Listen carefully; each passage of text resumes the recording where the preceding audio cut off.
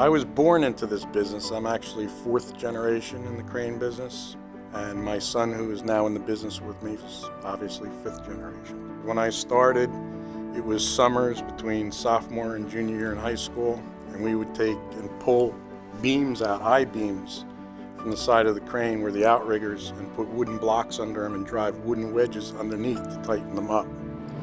And that was back in the early 60s. I started working, like I said, when I was 16. I did graduate high school. Of the 8 grandsons in my family, there were 3 of us that actually graduated high school. The other 5, when they turned 16, put their books down on the desk and went to work. And they all did very well. So it's a good profession, and it's even better now that it's safer. Well, in those days, there was no training. You learned from one of the operators that you were teamed up with. We had oilers on the cranes, and technically that's where your training came in. And then at the point in time when they just started doing away with oilers because of the cost and so on and so forth, there was a period there where there was a lot of incidents and accidents because there was no training at that point.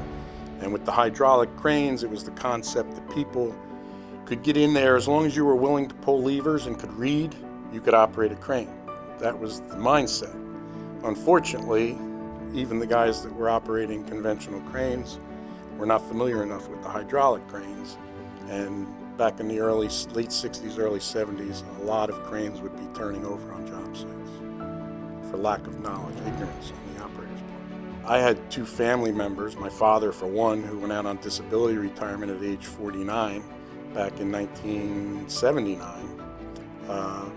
From not being aware, he was a lattice boom crane operator, went out on an 80-ton hydraulic crane, was not familiar with it at all. And they were assembling it, and they pulled the jib off the side of the boom, and one of the pins that wasn't supposed to be pulled yet was out, and landed on him and put him in the hospital for intensive care 5 weeks and a year of Kessler Institute to learn how to walk again.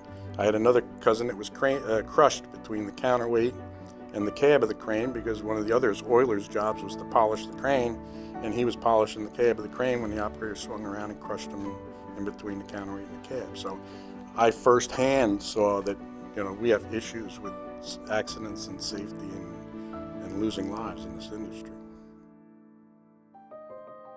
So we were dealer for 6 crane manufacturers in 1991, and I found out real quick that I was caught between a rock and a hard place because I would sell somebody a crane and they would not be trained on the crane, and half the time we would get them back because of operator error. So I'd be caught between the guy I sold the crane to and the manufacturer as to, is this going to be covered under warranty? The guy didn't do the right thing. So we implemented our own little training program so that when we sold a crane to a company, we sold them a training package for that particular crane. It was specific to their line of work and that crane. But that's where we got involved in training, and it eliminated most of the warranty claims that we had made, which were costly to us. So I saw the potential for training was there, and that was the answer. If they got trained, you wouldn't have as many accidents. There were companies that were starting to do some crane operator training, and associations like the SCNRA, Specialized Carriers and Riggers Association, had put committees together. I got very much involved with SCNRA in 1991. We purchased the largest hydraulic truck crane in the country at that time. It was a 650-ton DMAG. And so I got involved with SCNRA because that's where all the big players were. And I saw what they were doing. They were actually putting people together in the industry that could share and were willing to share and volunteer their time to make it safer and educate people. So I became part of the crane management committee at that point, which was the start of the NCCCO. I never dreamed it would have ever evolved into being this big. The first committee was the Practical Exam Management Committee. It started out as a task force, and we had a fairly good large group from different aspects of the industry, very knowledgeable people. It could get pretty heated up with personalities and opinions, and we went through that process meeting after meeting, making sure that we didn't leave any stones unturned for every aspect of this. The safety was our primary focus, is making the industry safer for those working with cranes. And everybody was committed to that, and no matter how much arguing went back and forth, at the end of the day, it was all for a good purpose, and everybody realized that. I think it comes down to the people that are involved in it. The quality of the people that came forward and volunteered their time and that have been with the program for 20 years since it started, that have a passion for it and a belief in it. And it's just a great feeling that I happen to be in the right place at the right time to be part of it from the inception. When I go on a job site and they say, we only accept NCCCO certified operators, that's a great feeling to know that I'm part of that process and that they actually feel that way. Well, now what we're looking at is the crane rental companies in particular are having major problems getting crane operators because the baby boomer generation has just started to retire and they haven't had the programs within to draw from the union halls for operators.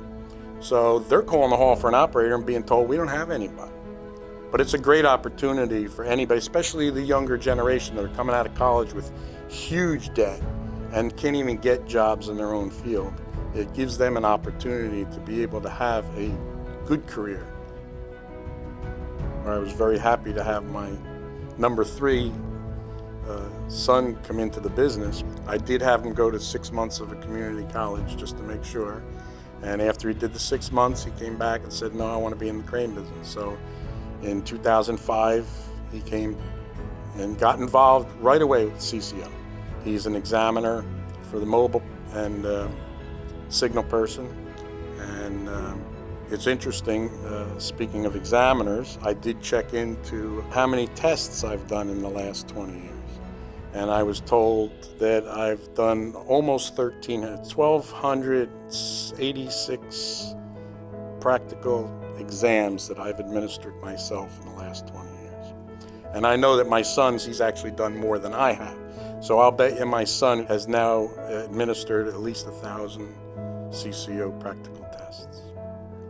Yeah, so I'm proud of that.